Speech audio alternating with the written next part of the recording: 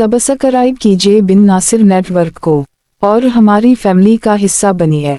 मेरी दादी एक कहानी सुनाया करती थीं। किसी जमाने का जिक्र है कि एक गांव में दो औरतें रहा करती थी। उन दोनों औरतों की गाय ने एक ही दिन बच्चा दिया।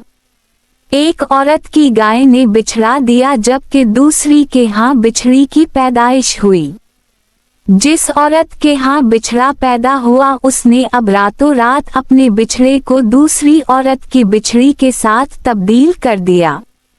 वक्त गुजरता गया और दोनों बिछड़ा बिछड़ी बड़े होते गए।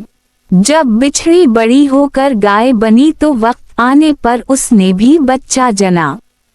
पहले जमाने में रिवाज होता था कि गांव में गाय के पहले दूध से बनी बोली एक दूसरे के घर तोहफे के तौर पर भेजी जाती थी। इस औरत ने दूसरी औरत के घर जब वो बोली भेजी तो उसे खाते ही दूसरी औरत ने फौरा कहा कि ये गाय तवास की बिछड़ी थी, क्योंकि इसकी बोली का जायका हो बहू इसकी अपनी गाय के दूध जैसा है।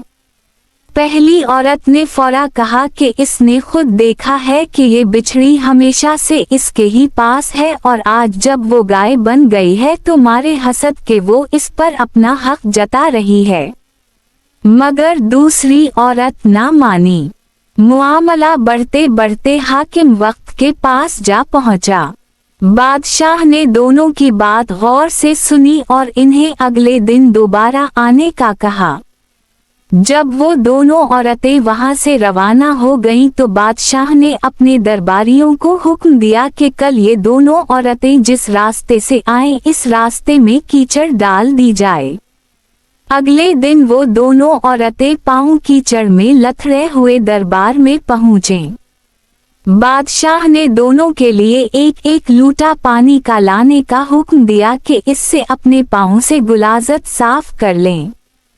पहली औरत जिसने इल्जाम लगाया था कि ये गाय इसकी बिछड़ी थी उसने पाँव पानी से धोकर लूटा शुक्रिया के साथ वापस कर दिया। दूसरी औरत ने पाँव धोए तो सही मगर पानी थोड़ा कम पड़ गया। इसने दोबारा पानी मंगवाया। पाँव धोने के बाद बादशाह ने इन्हें खाने पर मदऊ किया।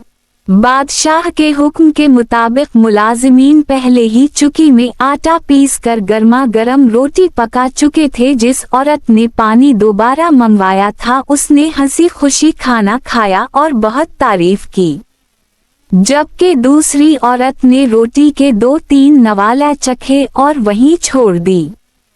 इस्तिफसार करने पर उसने कहा कि जान की अमान पाऊं तो बादशाह सलामत में ये रोटी नहीं खा सकती, क्योंकि ये रोटी गंदुम की बोरियों के ढेर में निचली बोरियों से निकाली गई गीली गंदुम से बनाई गई है। बादशाह ने मुस्कुराते हुए सर हिलाया और फैसला इस औरत के हक में दे दिया। आप भी मेरी तरह हैरान होंगे कि बादशाह ने ये फैसला क्यों दिया। तो जनाब बादशाह और मेरी दादी जान का कहना था कि जिस औरत को पानी इस्तेमाल करने की तमीज ना हो वो सलीकामंद नहीं होती और ना अपना जानवर पहचान सकती है। और दूसरी औरत जिसने निचली बोरियों की गंदुम का जायका पहचान लिया, यकीना वो अपनी गाय की बोली का जायका का भी पहचान सकती है। और मैं तो इससे यही समझा कि अगर गाय मेरी होती तो आज गया था से हाथ। उल्टा बादशाह सलामत ने सर कलम का हुक्म भी दे देना था।